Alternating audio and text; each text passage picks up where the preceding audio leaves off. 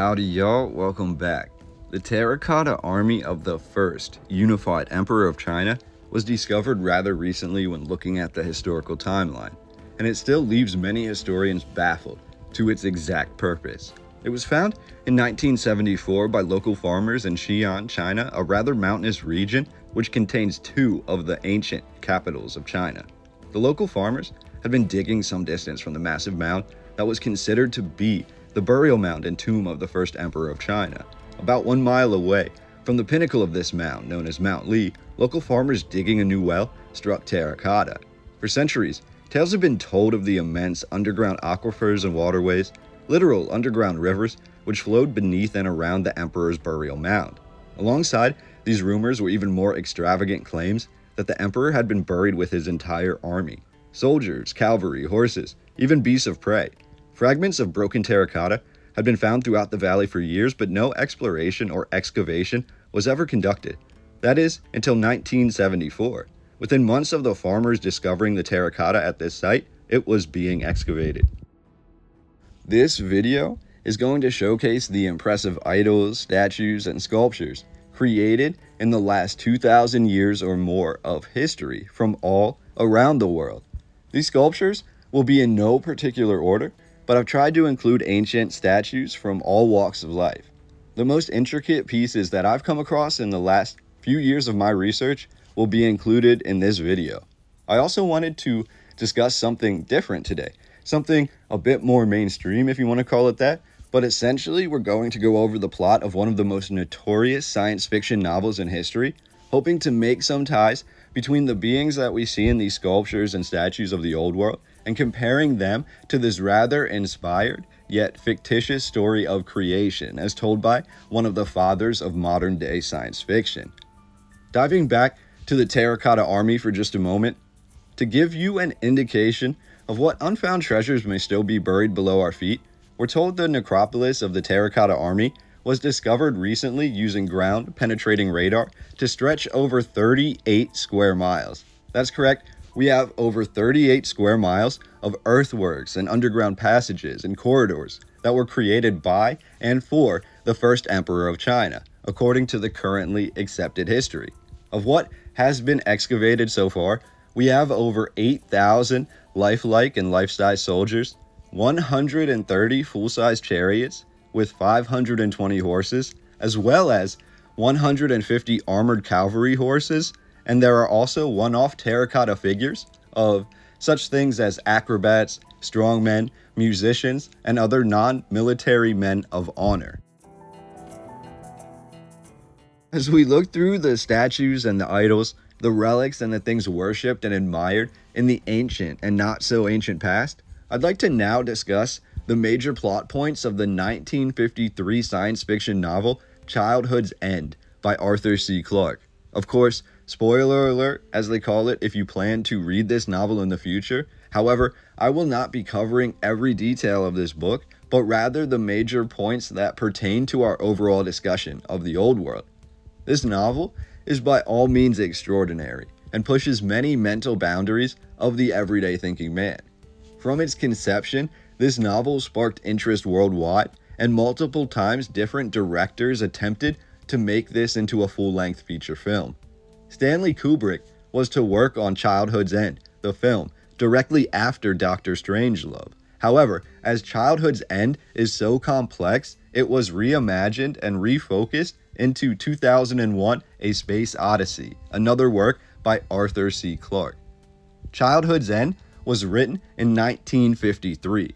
The novel begins in the late 20th century, so some years ahead of when the book was actually published. This novel begins with Russia and the United States embroiled in a space race. As the countries prepare to launch their first vessels into space orbit, almost like clockwork, massive alien spacecraft appear all around the world, directly over cities of the most importance. The cities appear to have been marked centuries ago. This novel discusses how ancient architecture, how the mounds and the early towns and the star forts, the fortified cities, the advancement of architecture was inspired to be constructed that way. Following the arrival of the spacecraft, which those inside never exit, the space race around the world ceases to exist. From their spacecraft, the creatures inside issue commands to society under the auspices of guiding man into a peaceful age of prosperity. The creatures from space claim they arrived knowing the Earth and the humans on it were about to end Earth's existence through the space race and their warfare. The creatures claim that they are benevolent and sent to ensure humanity begins to prosper and to enter this golden age. The creatures, who become known to the humans as overlords, continue to shepherd society into this golden age founded on technology. Advancements like never before seen on Earth continue to come to the forefront almost daily, with technology seemingly accelerating at speeds faster than some humans can keep up. For decades, the overlords maintain this control, never once leaving their ships or showing their faces. However, they are never questioned or attacked, as the benefits that they provide to society seem to outweigh any negative. Out of all of the ships and all of the craft over all of the major cities, there is but one of these creatures, of these so-called overlords, who speaks directly in this novel to only one single chosen human, who is the Secretary General of the United Nations. This Secretary General boards the ship occasionally, usually under the guise of making the human public believe that the relations between these two groups are two ways. This is illustrated perfectly by many of these overlord creatures gathering for these meetings, but only one of them ever speaking to the Secretary General. And this is always done in an isolated room with a sort of two-way mirror which doesn't allow the Secretary General to ever actually view what these creatures look like. Eventually, dissenting members of the human society kidnap the Secretary General in the novel, and in doing so, they reveal their goals. They believe that humankind has been made docile and vulnerable by the advanced technology, and this dissenting group of humans believes that technology is being used nefariously to subject humanity to unknown tests to the overlord's benefit. Again, this was all written in 1953, but the predictions here are startling. This rogue group of humans then tells the Secretary General that his job is to try to catch a glimpse of one of these creatures in hopes of finding a way to combat them. After many years of his secret meetings with these creatures, he has still never seen them, but the Secretary General has built a good rapport. The General sneaks in a small yet technologically advanced flashlight into his next meeting, which is capable of piercing through the two-way mirror, allowing the Secretary General to catch a glimpse of these overlords for the first time. Hopefully you can stay with me here, as this is where the novel gets a bit more esoteric, but essentially, when these creatures are viewed by a human for the first time, a response is triggered within the human DNA, unknown at the time, but it begins a sort of domino effect. Tying this back to real life, we have countless stories of disclosure to various presidents, including President Jimmy Carter, who was said to have wept profusely after learning the truth about so-called aliens. This mirrors the General in Childhood's End. He essentially ends the childlike wonderment of humankind and begins a process of chaos. What makes this even more interesting is that in this novel, the creatures are, in fact, the classical demons that we see from many ancient and modern religions. They have dark, brooding wings, horned faces resembling humans with tails and hooves for feet. They quite literally resemble something biblical. What's shocking in this novel is not this revelation, but the second discussed. Glimpsing these overlords in their true form sets forth this domino, this overarching effect, and this reveal of the creatures to the greater public. Many of the human public are shocked. Countries are divided, and many begin to refuse technology and religion and go back to a modern Stone Age on isolated islands. These overlords reveal, when they're questioned, that they have never visited Earth before, nor had any of their ancestors, and they explain in quite detailed form that humanity was always the missing link for their society. Just as humans have stories of creation, these demons, these overlords, had countless stories of discovering another life form, one whose bodies and whose minds functioned at a higher level.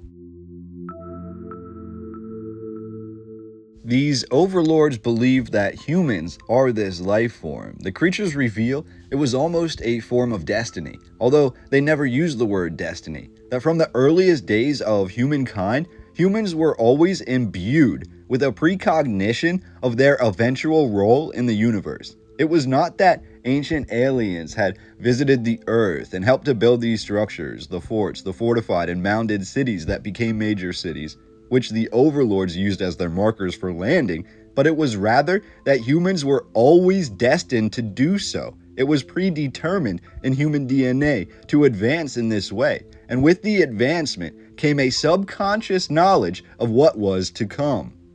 The same could be said then in this novel of the ancient depictions of demons and the entities that fought them or resembled them.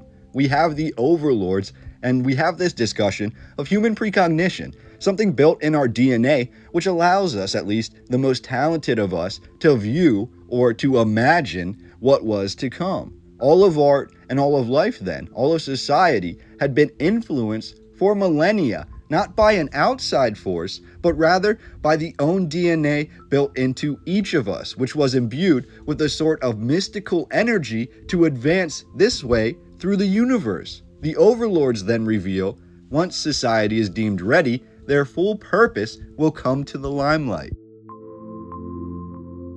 As you can see, this novel is already discussing many topics which are seldom discussed today. Diving back into the narrative of Childhood's End, these overlords begin to tell humanity once their true form is revealed that the overlords have come to advance humanity to its next stage and progression.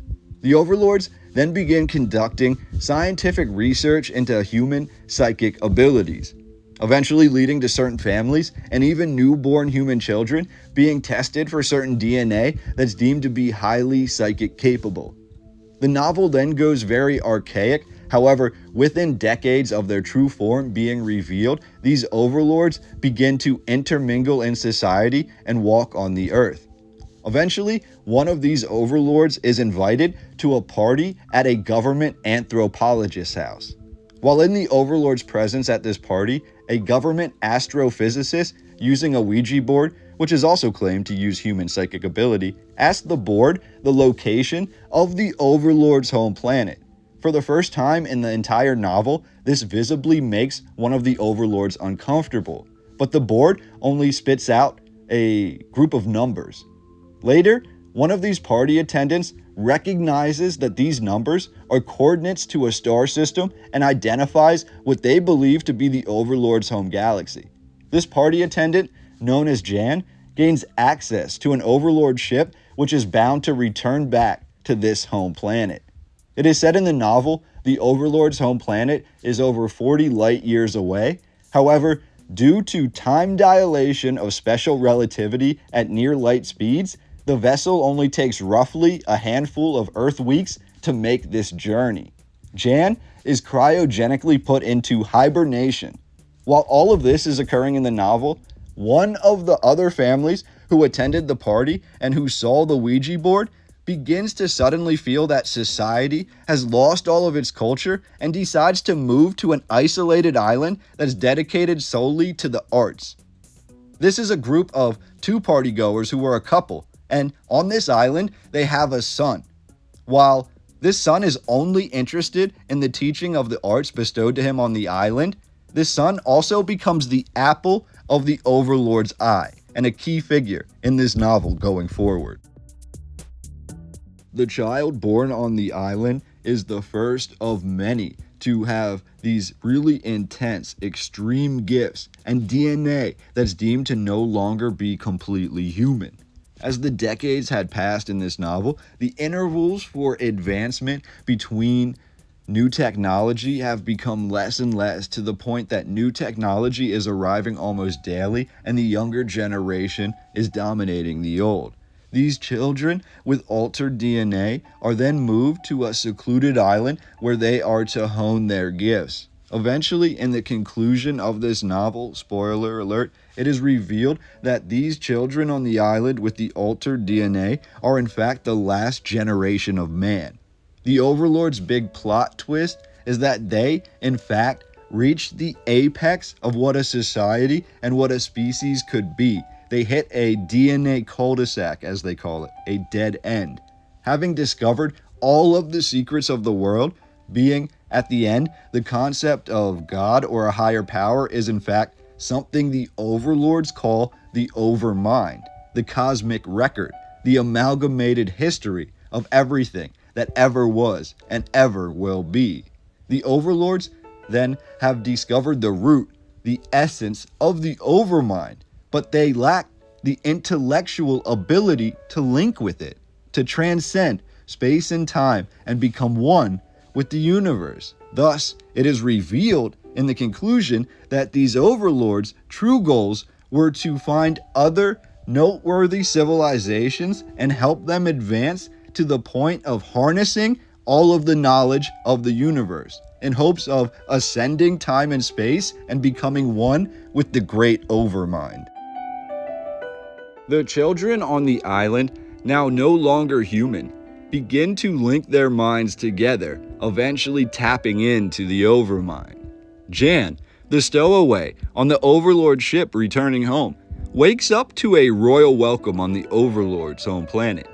The Overlords knew of his arrival. They knew he was stowed away, and they have been waiting for him. Jan has become a godlike creature to the Overlords, a celebrity, the first coming of mankind. However, shortly after his welcome, Jan learns that his planet, his universe, and his species has begun to transcend existence, and the universe will become one. As he looks back, a bright light illuminates the sky, and everything that ever was and ever will be disappears into the darkness. The end.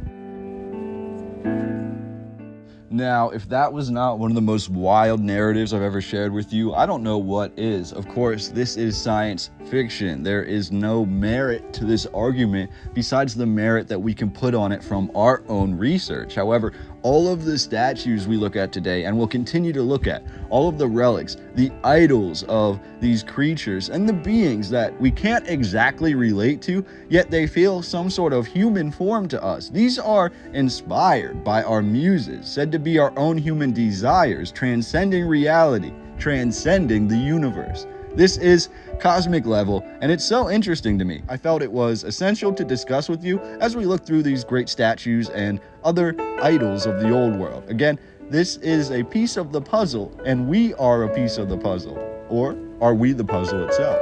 Let me know what you think in the comments down below. Thank you for being here, y'all.